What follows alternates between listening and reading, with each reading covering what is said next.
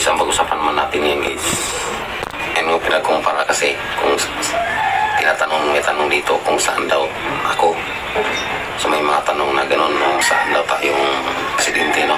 Kung ikukumpara natin yung mga nanungkulan, no, saan daw tayo. So para sa akin, kaya ano tayo, Rodrigo Duterte, kasi tinutupad niya yung plataforma niya nung labanan yung droga.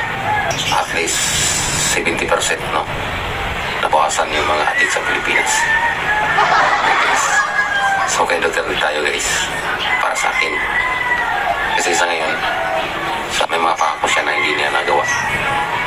At hangarin ko sa ngayon presidente ngayon, bagong tanim pa lang nakaharvest na tayo. So